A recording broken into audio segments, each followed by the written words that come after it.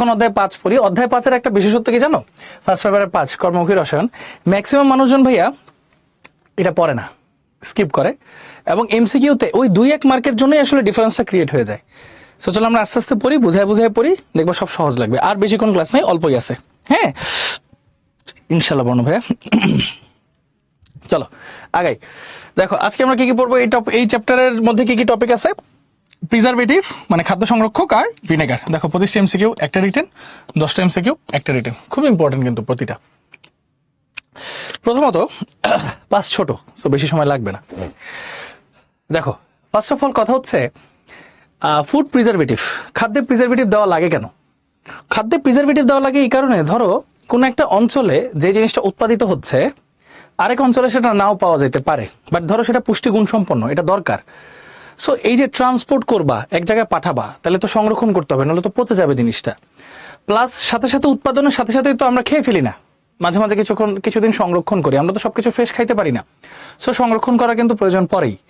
সেই সংরক্ষণ করার জন্য যা যা ব্যবহার করা হয় সেটাকে বলা হয় প্রিজারভেটিভ, ফুড প্রিজারভেটিভ, এটাকে বলা হয় প্রিজারভেটিভ বা খাদ্য সংরক্ষক। এখন খাদ্য সংরক্ষককে ভাইয়া 2 ভাগে ভাগ করা হয়েছে, একটা হচ্ছে ন্যাচারাল বা প্রাকৃতিক, একটা হচ্ছে কেমিক্যাল বা আর্টিফিশিয়াল। ঠিক আছে, ন্যাচারাল বা প্রাকৃতিক, আর এটা হচ্ছে কেমিক্যাল বা আর্টিফিশিয়াল। ওকে, আচ্ছা এখন দেখো এখানে একটা কথা লেখা, নিচের কোন রাসায়নিক পদার্থটি প্রিজারভেটিভ রূপে ব্যবহার নিষিদ্ধ? কোনটা ব্যবহার নিষিদ্ধ একটু বলতে পারবা? এই 4টার মধ্যে বলো দেখি সবাই, কোনটা ব্যবহার নিষিদ্ধ?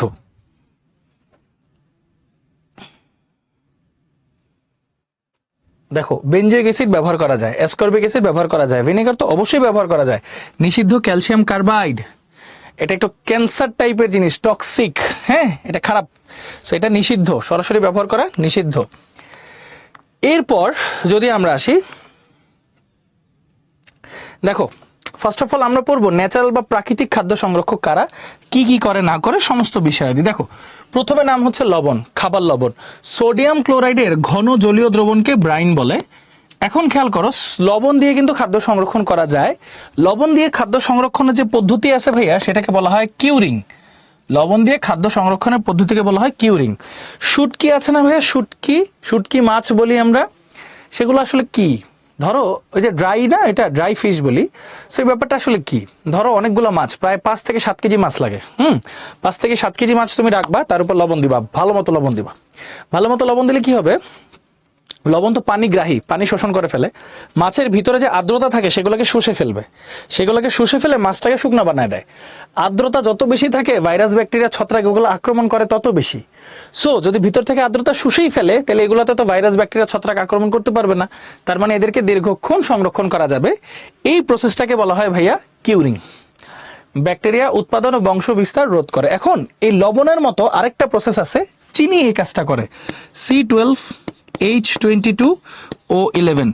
চিনি দেখো উৎকৃষ্ট মানের প্রিজারভেটিভস, 60% ঘনমাত্রার চিনি, যেটা লবণের মতো খাদ্য সংরক্ষণ করে। এখন কোশ্চেন হচ্ছে, ভাই চিনি আবার কিভাবে লবণের মতো খাদ্য সংরক্ষণ করলো?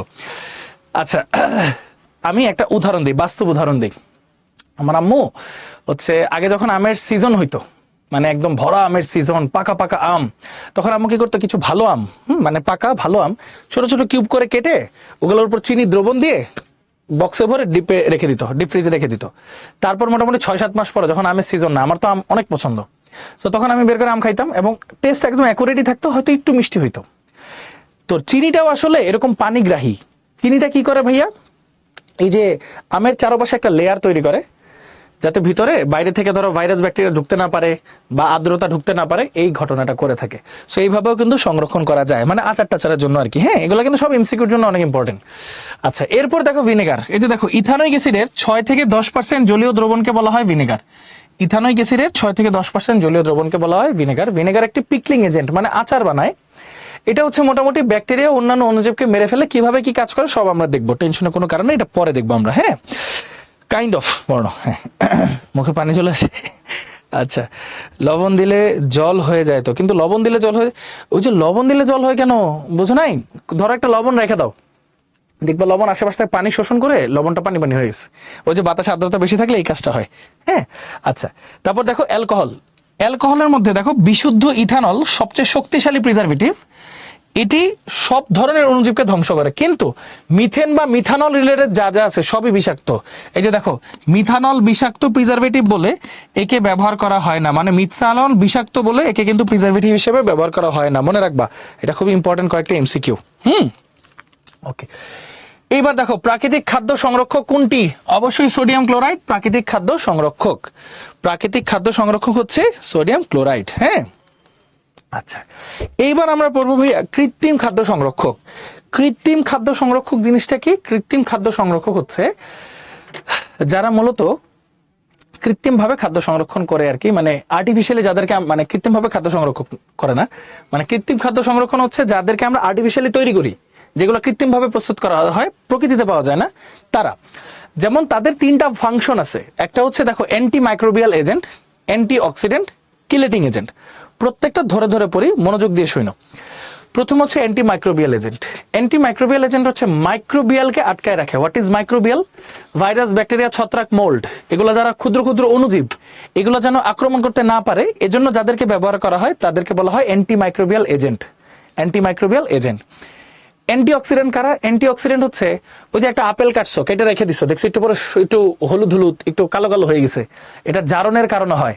সাধারণত লিপিড, এই যে দেখো, সাধারণত লিপিড বা চর্বিযুক্ত খাদ্য জারিত হয়ে এই কাজটা হয়, মানে খাদ্য নষ্ট হয়ে যায়।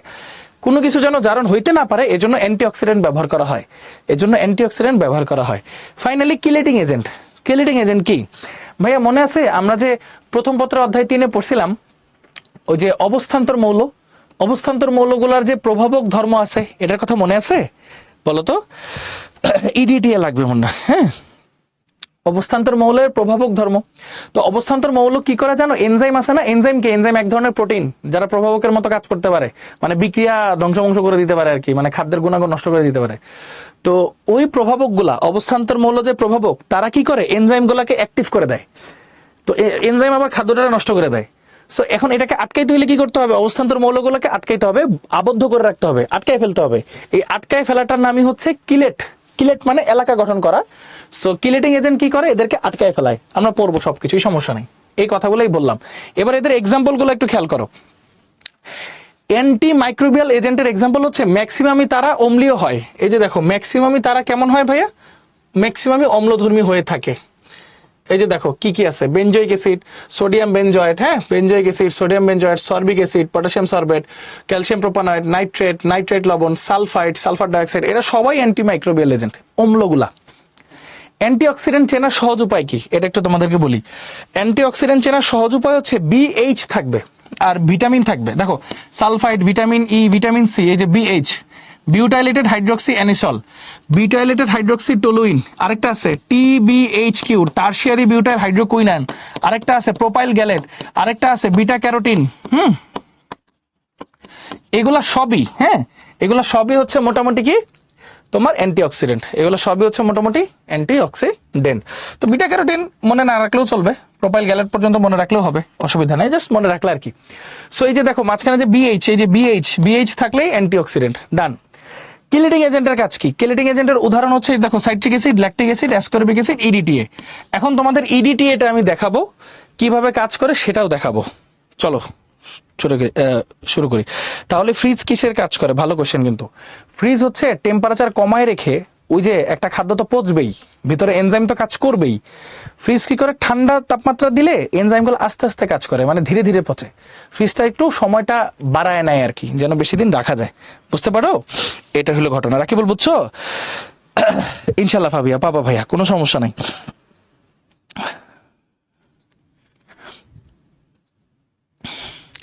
থ্যাংক ইউ ফারজানা ভাইয়া, থ্যাংক ইউ।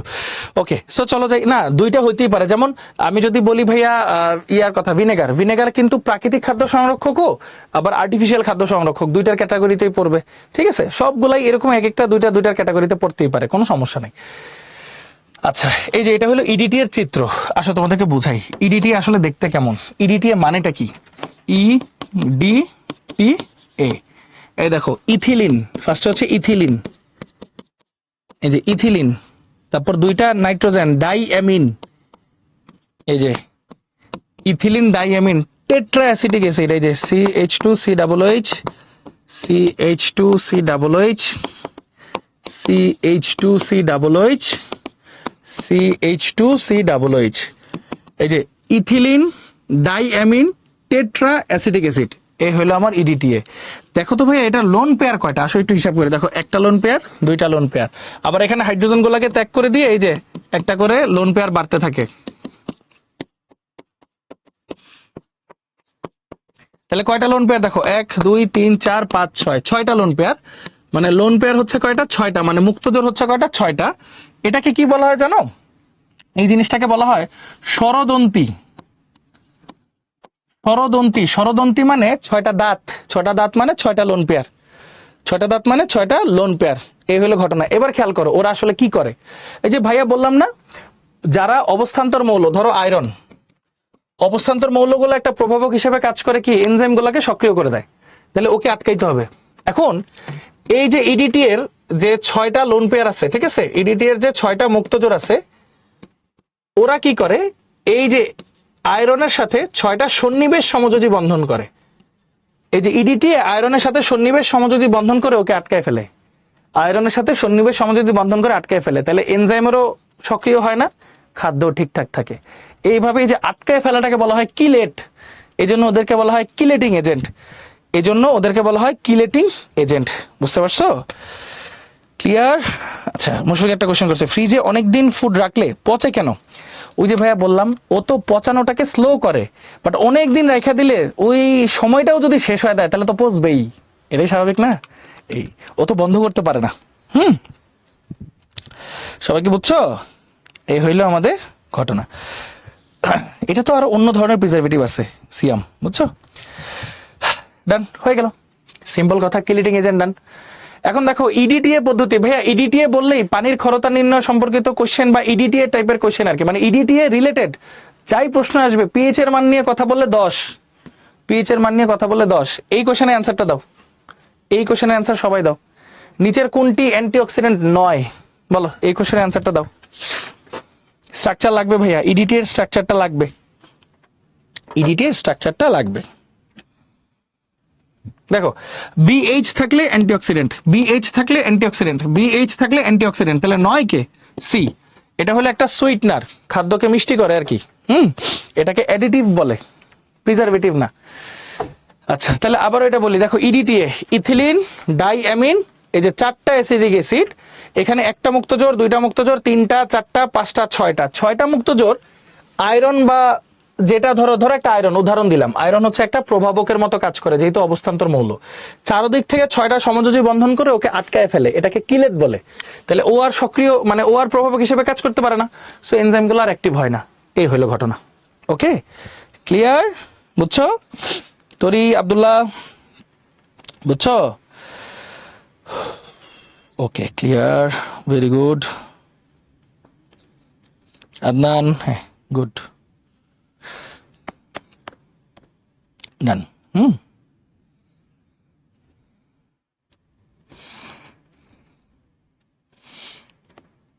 ওকে, এখন তো ক্লিয়ার নাকি? একটু রেসপন্স করো, হ্যাঁ, যারা যারা ফার্স্টে বোঝো না এখন তো বুঝছো। ওই যে ওরা মুক্ত জোর দিয়ে কি হয়, সন্নিবেশ সমযোজী বন্ধন আমি পড়াইছিলাম না ভাইয়া, সন্নিবেশ সমযোজী বন্ধন করে ওকে আটকায় ফেলে, ও তো আর প্রভাবক হিসেবে কাজ করতে পারে না, সো কিলেটিং এজেন্ট, এই যে কিলেট করে ফেলে, আটকায় ফেলে। হ্যাঁ আচ্ছা, ক্লিয়ার, ভেরি গুড। চলো এগুলা দেখলাম, এরপর কই দেখো কোনটি কৃত্রিম প্রিজারভেটিভ? সোডিয়াম বেনজয়েট, কারণ চিনি ন্যাচারাল, সরিষার তেল ন্যাচারাল, সোডিয়াম বেনজয়েট হচ্ছে কৃত্রিম প্রিজারভেটিভ। এই যে দেখো কিছু প্রিজারভেটিভের কাজ, এই দেখো কিছু প্রিজারভেটিভ এর কাজ, না না রাখি বল, ওইটা না। দেখো এই প্রিজারভেটিভের কাজগুলো সবাই একবার চোখ বোলাও, কুইকলি চোখ বোলাও, এখান থেকে প্রশ্ন আসে কিন্তু প্রচুর, সবাই একবার চোখ বোলাও। দেখো প্রোপানোয়িক অ্যাসিড, ক্যালসিয়াম প্রোপানোয়েট কি করে, ফলের জুস, জ্যাম, জেলি, পনির, এগুলো আরো কে করে? Sorbic acid, sodium sorbate, sodium sulphide, bisulphide, citric acid, sulphur dioxide, এগুলো জুস, কৌটাজাত ফল, মাছ, এগুলো সংরক্ষণ করে। পাউরুটির জন্য অ্যামোনিয়াম সালফেট। আচ্ছা কেউ কি বলতে পারবা পাউরুটি ফোলানোর জন্য এটার মধ্যে কি দেওয়া হয় বলো তো? না এগুলো মুখস্থ করতে হবে না ভাইয়া, 2-3 বার রিভিশন দিবা, বাস শেষ, যতটুকু মনে থাকে অতটুকুই লাভ। ওকে, বলো পাউরুটির মধ্যে কি থাকে?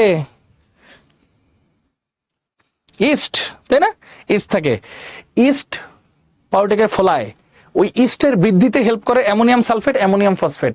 এই জন্য অ্যামোনিয়াম সালফেট দিলে কি হয়, পাউরুটি ফুলে ভালো কাজ করে, ভালো প্রিজারভেটিভ হিসেবে কাজ করে। টাইটানিয়াম অক্সাইড দেখো দুধ, কফি, ক্রিম আর এগুলাতে লাগে। সোডিয়াম নাইট্রেট, নাইট্রেট লাগে হলো মাংসজাত। সোডিয়াম বেনজয়েট বা বেনজোইক অ্যাসিড হচ্ছে জুস, সফট ড্রিঙ্কস, মার্গারিন, আচার, জেলি বা চিপস, চানাচুর এগুলোর জন্য লাগে। পটাশিয়াম ব্রোমেট হচ্ছে হ্যামবার্গার, ভিনেগার হচ্ছে আচার, চাটনি, সস এগুলোর জন্য লাগে। আচ্ছা বলো তো এই প্রশ্নের অ্যান্সার কি হবে? খাদ্যদ্রব্য পচনে অন্যতম সহায়ক কোনটি? বলো, খাদ্যদ্রব্য পচনে অন্যতম সহায়ক কোনটি? ভাইয়া শুটকি কি জীবনেও পচে না? শুটকি গন্ধ হয়ে যায় ভাইয়া, এক সময় গন্ধ হয়ে যায়, অনেকদিন বেশি রেখে দিলে গন্ধ হয়ে যায়, বাট একটা ওর লাইফ স্প্যানটা অনেক বড়। হ্যাঁ, কোনটা খাদ্যদ্রব্য পচায় বলো দেখি?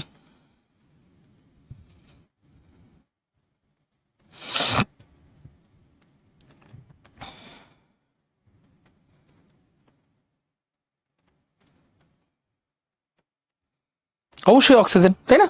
অক্সিজেন হচ্ছে খাদ্যদ্রব্য পচায়। শেষ হয়ে গেল, এগুলো তো আমরা সবাই পারি।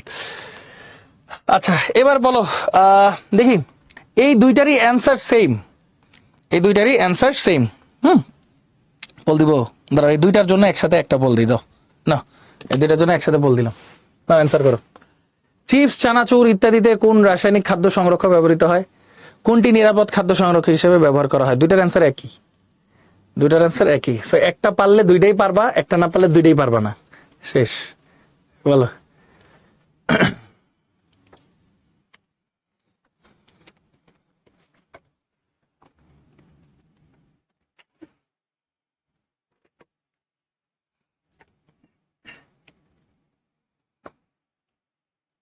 ওকে ক্লোজ করবো আর 15 সেকেন্ড। 15, 14, 13, 12, 11, 10, 9, 8, 7, 6, 5, 4, 3, 2, 1 দিলাম। দেখো চিপস, চানাচুর ইত্যাদিতে সোডিয়াম বেনজয়েট নিরাপদ খাদ্য সংরক্ষক, সোডিয়াম বেনজয়েট। এটা নিয়ে আগে অনেক প্রশ্ন আসতো, 17-18 দিকে ওই সময় অনেক প্রশ্ন আসছে। হ্যাঁ, কোনটা কিসের পর বোঝো নাই, ভাইয়ের কথা যে শোনো নাই তাই। ভাই তো বললাম দুইটার একই উত্তর, এখন একটাই পোল, আর পোল নাই। লিডার বোর্ডটা দেখি, মুস্কান, আবির, কামরুজ্জামান, মেজবান, মাহিন, ফাহমিদা, ফাহাদ, সৃষ্টি, প্রকৃতি, আল আমিন। ওকে, ভেরি গুড। চলো আগাই। সবজি সংরক্ষণের জন্য নিচের কোনটি সবজিতে ডুবিয়ে রাখা হয়? প্রাকৃতিক খাদ্য সংরক্ষক হিসেবে কোনটি ব্যবহৃত হয়? প্রিজারভেটিভ হিসেবে ব্যবহৃত হয় কে? এটা তোমাদের প্র্যাকটিস, এটা তোমরা প্র্যাকটিস করো, সব পড়াইছি ভাইয়া, তোমাদের প্র্যাকটিস থাকবে।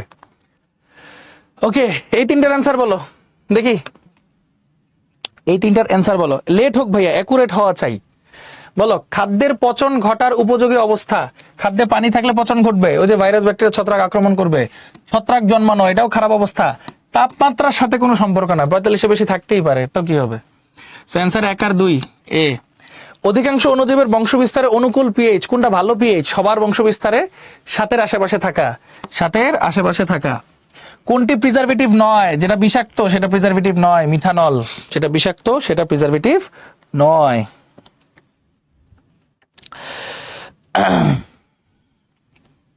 না মুনিয়া। আচ্ছা সিয়াম কি বলছো ভাইয়া, এই চ্যাপ্টারে কি নোট করবো নাকি প্রিপারেশন বই থেকে পড়বো? ইচ্ছা ভাইয়া, প্রিপারেশন বই থেকে পড়লেও ভালো, ক্লাস ফলো করলে মোর দেন এনাফ, আর কিছু লাগে না আসলে। হ্যাঁ আসো, এনজাইম কি ভাইয়া পড়াইছি? এনজাইম হচ্ছে একটা প্রোটিন যেটা প্রভাবকের মতো খাদ্যের গুণাগুণের চেঞ্জ আনতে পছন্দ করে বা চেঞ্জ আনে। প্রিজারভেটিভ কিভাবে খাদ্যবস্তু সংরক্ষণ করে, মূল তত্ত্ব কি? সুন্দর মতো। ন্যাচারাল প্রিজারভেটিভ এক ধরনের কাজ করে, যেমন লবণ পানি শুষে নিয়ে খাদ্য সংরক্ষণ করে। তারপর চিনি চারপাশে একটা বলয় তৈরি করে। তারপর ধরো অ্যান্টি মাইক্রোবিয়াল এজেন্ট, মাইক্রোবস গুলাকে ধ্বংস করে দেয়। অ্যান্টি অক্সিডেন্ট জারণ রোধ করে। কিলেটিং এজেন্ট সন্নিবেশ সমযোজী বন্ধন করে ওই অবস্থান্তর মৌলকে আটকায় ফেলে, তাহলে তারা আর যৌগ গঠন করতে পারে না। এই জিনিসগুলাই জাস্ট সিরিয়াল আকারে লিখে ফেলতে হবে। এটা পড়াইছি অলরেডি, রিটেনে আসা প্রশ্ন, জগন্নাথ বিশ্ববিদ্যালয় 18-19। ওকে, এই অধ্যায় থেকে ভালোই প্রশ্ন আসতে পারে ভাইয়া, যেহেতু এবার একটু যদি কঠিন করে তাহলে এই যে যেটা সবাই স্কিপ করে সেখান থেকে ভালোই প্রশ্ন দিবে। আচ্ছা এরপর আসি সবার ফেভারিট টপিক। ভাইয়া বলো তো, এটা পারো না সবাই? আচ্ছা, ক্লাস কতক্ষণ হতে পারে? সর্বোচ্চ 10 মিনিট, 15 মিনিট। 15 মিনিট। ভিনেগার তোমাদের ফেভারিট টপিক না? আই হাই, তাহলে কেমন হবে? ইন্টার পড়ছো না? এটা তো সবাই পারে। দেখো, বাট এখানে যে জিনিসটা পারে না সেটা পড়াবো। আসো, আখ বা খেজুরের রসে 16 থেকে 20% সুক্রোজ চিনি থাকে। ইথানোয়িক অ্যাসিডের 6 থেকে 10% লঘু জলীয় দ্রবণকে ভিনেগার বলে। ইথানোয়িক অ্যাসিডের 99.9 ভাগ বিশুদ্ধ প্রায় কঠিন অবস্থাকে গ্লাসিয়াল অ্যাসিটিক অ্যাসিড বলে। ইস্ট থেকে নিঃসৃত হয় ইনভার্টেজ, জাইমেস, ম্যালটেজও নিঃসৃত হয়। এগুলা সুক্রোজের ফার্মেন্টেশন ঘটে, ফার্মেন্টেশন বা গাজন প্রক্রিয়া বলে। মল্ট ভিনেগার প্রস্তুতে, মানে মল্ট থেকে ভিনেগার প্রস্তুতিতে ইস্টের বৃদ্ধির সহায়ক হিসেবে অ্যামোনিয়াম সালফেট যোগ করা হয়। শোনো, অ্যামোনিয়াম সালফেটও হতে পারে, অ্যামোনিয়াম ফসফেটও হতে পারে। Phosphate, not phosphite. হ্যাঁ, অ্যামোনিয়াম সালফেট, অ্যামোনিয়াম ফসফেট, এই দুজনই ইস্টের বৃদ্ধিতে কাজে লাগে। সো এখানে যেগুলো আছে এগুলো খুব ইম্পর্টেন্ট এমসিকিউ ভাইয়া, সরাসরি পরীক্ষায় দিয়ে দেয়, সরাসরি পরীক্ষায় দিয়ে দেয়। ও এইচএসসি তে অ্যান্সার করছিল, ভেরি গুড। চলো কিছু প্রশ্নের উত্তর পড়ি। আচ্ছা, আমাদের পেজটা কই লাগে জানো? আমি তোমাদেরকে পেজটা দেখাই দিই, আসো। আখ বা খেজুরের রস, এটা থেকে পাও হচ্ছে সুক্রোজ। সুক্রোজ কি? C12H22O11। এটাকে তুমি দাও ইনভার্টেজ, ইনভার্টেজ এনজাইম দিলে এটা হয়ে যায় একটা গ্লুকোজ একটা ফ্রুক্টোজ। হ্যাঁ, তারপর বাকি প্রসেস সেম। আর গম বা বার্লি, গম বা বার্লি, বার্লি জব যেটাকে বলে, গম বা বার্লি, আটা আটা, এই গম বা বার্লি থেকে পাওয়া যায় হচ্ছে ম্যালটেজ, যেটা C12H22O11, ম্যালটোজ, ম্যালটোজ পাওয়া যায়। এই ম্যালটোজকে যদি তুমি ম্যালটেজের উপস্থিতিতে ভাঙো তাহলে 2টা গ্লুকোজ পাবা। আর এটা থেকে যে ভিনেগার পাওয়া যায় সেটাই আসলে মল্ট ভিনেগার। কেন? আমাদের বই আসলে এই জিনিসগুলো একটু উল্টা পাল্টাই দিছে, এটারই মল্ট ভিনেগার বানাই দিছে, বাট অ্যাকচুয়াল মল্ট ভিনেগার এটা। মল্ট কাকে বলে সেটা আগে জানতে হবে। এই যে গম বা বার্লি আছে না, এটার অঙ্কুরিত বা জার্মিনেটেড, অঙ্কুরিত যে বীজটা থাকে বার্লির, সেটাকেই বলা হয় হচ্ছে মল্ট। আর এই মল্ট থেকে যে ভিনেগার পাওয়া যায় সেটাকেই বলা হয় হচ্ছে মল্ট ভিনেগার। এটাই হচ্ছে ভেজালটা, বুঝতে পারছো? ও সেল কেমিস্ট্রিতে এগুলো আছে, বাহ অসাধারণ। আসো দেখাই। তাহলে দেখো, খেয়াল করো, সবচেয়ে সহজ একটা এক্সাম্পল, সেটা কি? সুক্রোজ বা চিনিকে ইনভার্টেজ দিলে বা সুক্রেজ দিলে তৈরি হয় গ্লুকোজ আর ফ্রুক্টোজ। গ্লুকোজ ফ্রুক্টোজকে একসাথে বলা হয় ইনভার্ট সুগার বা ইনভার্ট চিনি। তারপর তুমি জাইমেজের উপস্থিতিতে গাজন করো, তাই না? ইথানল আর কার্বন ডাইঅক্সাইড পাওয়া যায়। আর এরপর কি থাকে ভাইয়া দেখো, ওইটাকে অ্যাসিডোব্যাক্টর অথবা মাইকোডার্মা অ্যাসিটি, মাইকোডার্মা অ্যাসিটি, এই ব্যাকটেরিয়ার উপস্থিতিতে হিট দিলে পাবো অ্যাসিটিক অ্যাসিড। এরপরও আরেকটা কাজ আছে, এটা তো ভিনেগার হয়েই গেছে, আরেকটা কাজ আছে। তুমি যদি এটার মধ্যে ধরো 75 থেকে 80 ডিগ্রি সেলসিয়াস তাপমাত্রায় 20 মিনিট ধরে হিট দাও, তখন যেই ভিনেগারটা পাবা সেই ভিনেগারে কিন্তু এই ব্যাকটেরিয়াটা আর নাই, সেটা মারা গেছে, এই যে নষ্ট হয়ে গেছে। তো এটাকে বলা হয় হচ্ছে purest form of vinegar, purest form of vinegar বলা হয়। এটা হালকা বাদামি বর্ণের হয়, লাইট ব্রাউন, হালকা বাদামি বর্ণের হয়। এটাকে বলা হয় প্যাস্টুরাইজেশন। বলে না পাস্তুরিত তরল দুধ, বলে না এগুলা? পাস্তুরিত মানে কি? অনেক বেশি তাপ দেওয়া হয়েছে, ভিতরে জীবাণু টিবাণু কিচ্ছু নাই, এরকম। এটাকে বলা হয় পাস্তুরিত অবস্থা। তাহলে দেখি তোমাদেরকে একটা কোশ্চেন করি ভাইয়া, সবাই একটু অ্যান্সার দিও। মল্ট কাকে বলে? বলো সবাই, মল্ট কাকে বলে? বলো দেখি সবাই।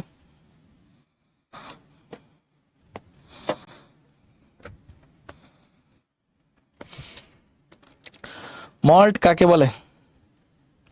শর্করা কি? মল্ট কাকে বলে?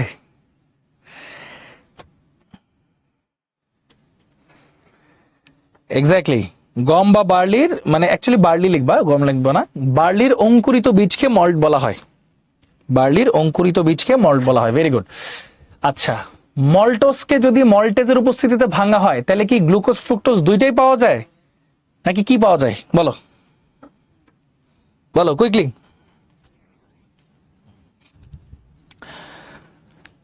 মানে মল্টোস বা মেল্টোস যেটাই বলুক, ওইটাকে যদি ম্যালটেজের উপস্থিতিতে ভাঙা হয় তাহলে কি গ্লুকোজ ফ্রুক্টোজ দুইটাই পাওয়া যায় না? এই তো ভেরি গুড, শুধু গ্লুকোজ পাওয়া যায়। আর সুক্রোজকে ভাঙলে গ্লুকোজ আর ফ্রুক্টোজ দুইটাই পাওয়া যায়, এই জন্য এটাকে ইনভার্ট সুগার বলে। ইনভার্টেজের উপস্থিতিতে ভাঙা হয়েছে, দেখছো রিভিশন হয়ে গেল আমাদের। আচ্ছা, বাকি প্রসেস সেম সবার জন্যই। আর এটাকে পাস্তুরিতকরণ বলে, মানে জীবাণুমুক্তকরণ।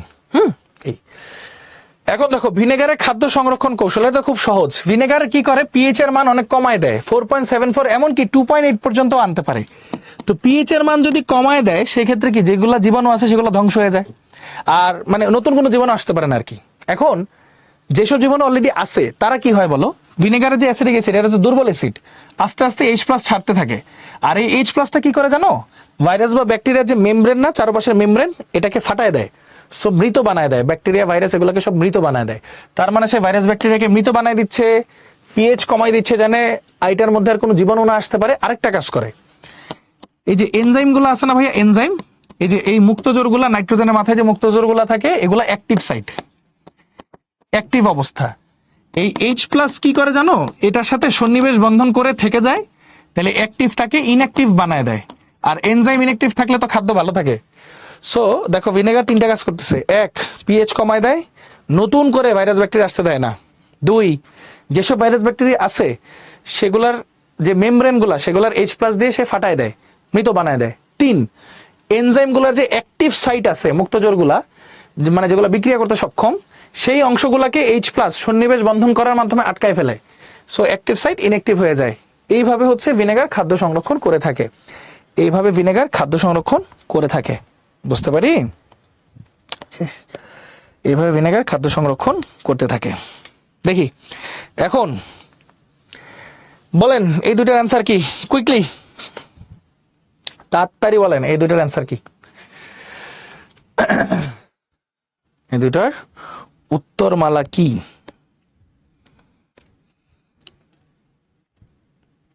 প্রিপারেশন বুকে ভিনেগারের পিএইচ 2.5 দাও। হ্যাঁ, মানে ভিনেগারের অ্যাকচুয়াল পিএইচ কিন্তু 2.5 এর রেঞ্জেই।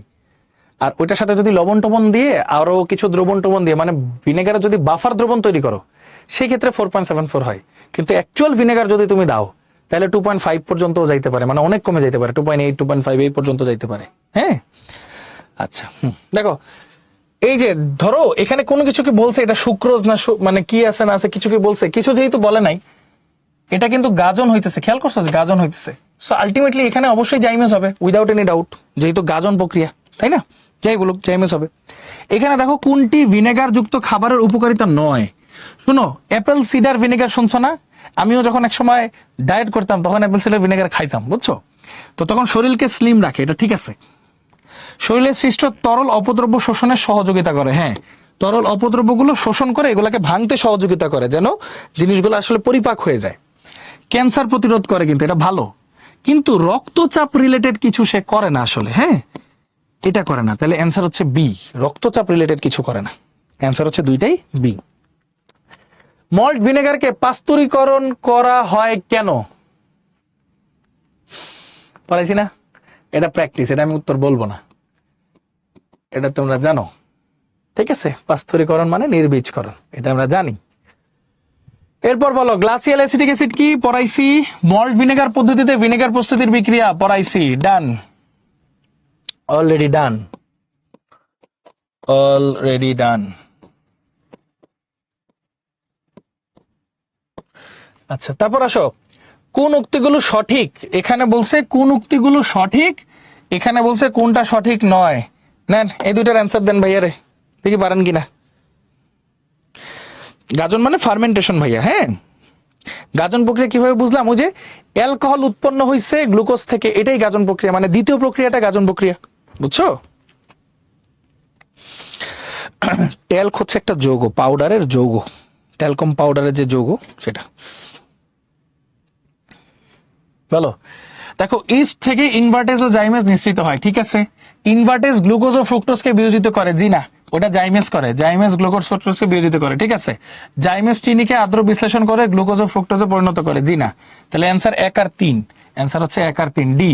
আচ্ছা, কোন উক্তিগুলো সঠিক নয়? আখের রসে 10% চিনি থাকে, এটা তো সঠিক নয়। 16% থাকে, 16 থেকে 20। লঘু H2SO4 অবাঞ্ছিত ব্যাকটেরিয়াকে জন্মাতে দেয় না, হ্যাঁ এটা সঠিক। গাজন প্রক্রিয়ায় অক্সিজেন উৎপন্ন হয়, জি না, গাজন প্রক্রিয়া কখনোই অক্সিজেন উৎপন্ন হয় না, কার্বন ডাইঅক্সাইড উৎপন্ন হয়, এটা ভুল।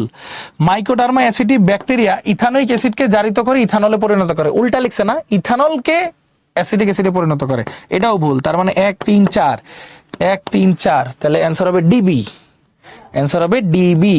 ওকে, ডিবি। ওকে, গেল। এই তিনটার আনসার নেন সবাই, কমা কমা দিয়ে এই তিনটার আনসার লেখেন, দেখি পারি কিনা।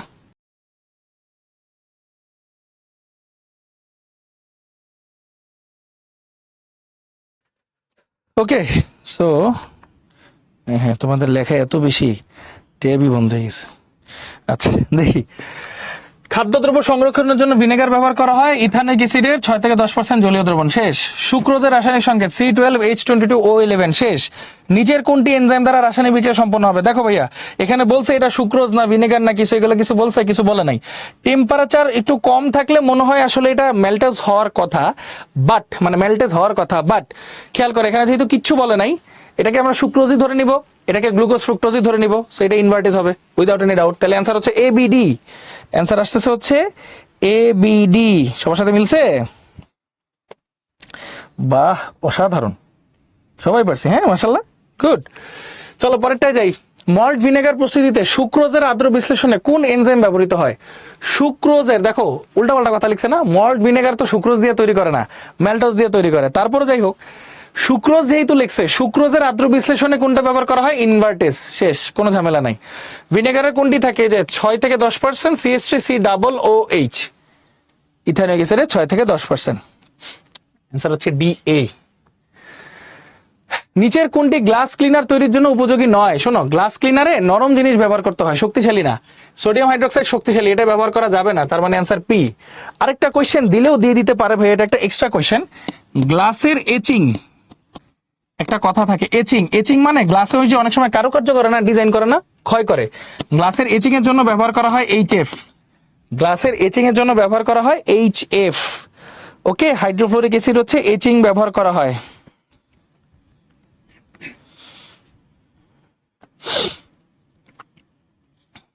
ওকে, চলো সামনের দিকে যাই। থ্যাংক ইউ রাফা ভাইয়া। চলো দেখি, এই যে এরকম টাইপের কোশ্চেন দিয়ে দিতে পারে, ধরো এরকম বক্স দিয়ে দিল, বললো এটার থেকে এটা এটা কি কি পাওয়া গেছে, এটার থেকে এটা কি কি পাওয়া গেছে, এই প্রসেস তো পুরাটাই আমরা পড়ছি।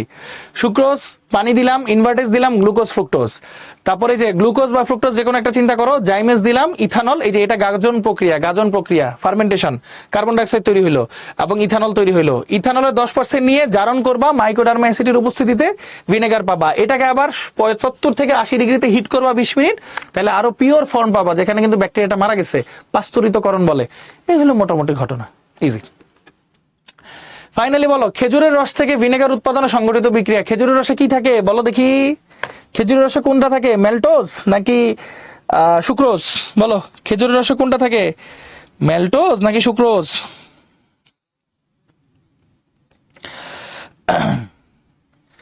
তোরি ম্যালটোজ হলো না কেন? ওই যে ভাইয়া বললাম, আমাদের বইতে ম্যাক্সিমামই ডোমিনেট করা হচ্ছে ইয়াকে, সুক্রোজকে আর ইনভার্টেজকে। যেহেতু অপশনে কিছু বলা নাই, সো এটাকে ইনভার্টেজ বলাটাই যুক্তিযুক্ত আর কি, হ্যাঁ এটাই বলছি। আচ্ছা হ্যাঁ, খেজুর থেকে ওই যে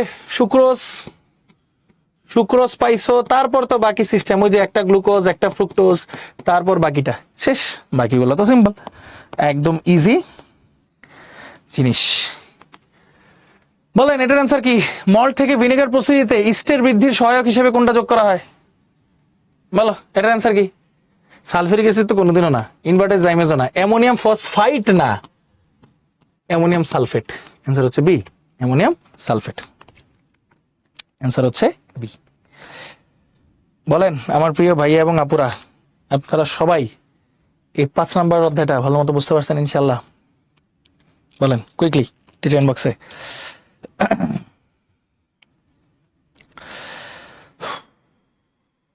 আলহামদুলিল্লাহ, ভেরি গুড।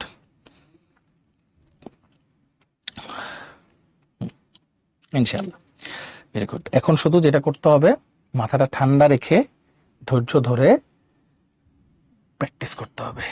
বেশি বেশি পরীক্ষা দিতে হবে। আর পরীক্ষা হলে তাড়াহুড়া করা যাবে না, তাড়াতাড়ি অ্যান্সার করার কোনো দরকার নাই, যতগুলা পারবা ততগুলো ঠিকঠাক অ্যান্সার করবা। 100টাই তোমার অ্যান্সার করতে হবে না, কম অ্যান্সার করো, ঠিক করো। 60-70টা দাগাও, ভালো কথা, বাট ঠিক করে দাগাও, ঠিক আছে? তাড়াহুড়া কেউ করবো না ইনশাল্লাহ। তোমাদের সবার জন্য অবশ্যই অনেক দোয়া থাকবে ভাইয়া, সবসময় দোয়া করি, সামনেও দোয়া থাকবে। আজকের ক্লাস আমাদের এতটুকুই ভাইয়া। থ্যাংক ইউ সো মাচ সবাইকে, কষ্ট করে ধৈর্য ধরে এতক্ষণ ক্লাস করার জন্য। হোপফুলি সবাই ক্লিয়ারলি সবকিছু বুঝতে পারছো। সবাই ভালো থাকো, সুস্থ থাকো, ইনশাল্লাহ সামনে বেঁচে থাকলে দেখা হবে, কথা হবে। টিল দেন আল্লাহ হাফেজ, আসসালামু আলাইকুম সবাইকে।